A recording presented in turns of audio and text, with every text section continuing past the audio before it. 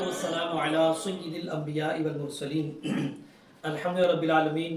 قربانی کے ایام رمضان ہیں، اسی سلسلے میں ہم قربانی کے فضائل کے حوالے سے چند احادیث سے لے کر حاضر ہوئے۔ تمامی دیکھنے اور سننے والے ناظرین سے عرض ہے کہ ہمارے چینل کو سبسکرائب بھی کریں، لائک بھی کر دیں، شیئر بھی کر دیں، اور اگر پسند آئے تو کمنٹس بھی کر دیجیے گا۔ اللہ پاک آپ کو برکت دے دیں۔ آئے قربانی کے حوالے سے چند ایک فضائل سنتے ہیں۔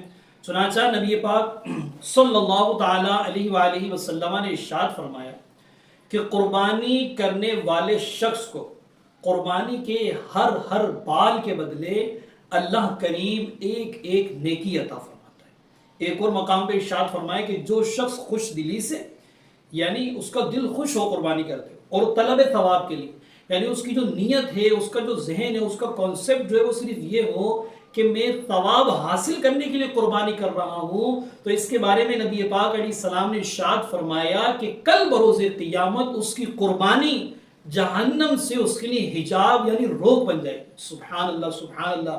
ایک موقع پر میرے آقا و مولا صلی اللہ علیہ وسلم نے ارشاد فرمایا، فاطمہ اپنی قربانی کے پاس موجود رہا کر۔ کیا ارشاد فرمایا؟ ارشاد فرمایا فاطمہ اپنی قربانی کے پاس موجود رہا کرو، کیونکہ خون کا پہلا قطرہ گرے گا اللہ کریم تمہارے سارے گناہوں کو معاف فرما دے گا۔ سبحان اللہ سبحان اللہ۔ دیکھیں کتنی فضیلت قربانی کرنے والوں کی۔ تو جو شخص صاحب استطاعت ہے، مالک نصاب ہے، ان سے عرض ہے کہ وہ شخص لازمی قربانی کریں، اور جو شخص سستی کی وجہ سے قربانی نہیں کرتے یا دیگر وجوہات کی وجہ سے مالک نصاب صاحب نصاب ہونے کے باوجود قربانی نہیں کرتے، ان کے حوالے سے استغفر اللہ العظیم و اتوب الیہ ایک خطرناک حضور علیہ السلام نے وعید ارشاد فرمائی۔ آئے اس حدیث پاک کو بھی سنتے ہیں۔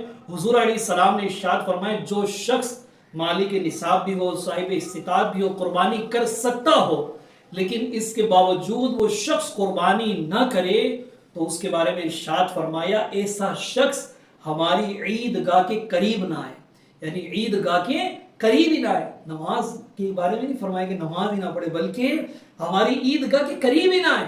اس کا حق ہی نہیں ہے کہ وہ عیدگاہ کے قریب آئے۔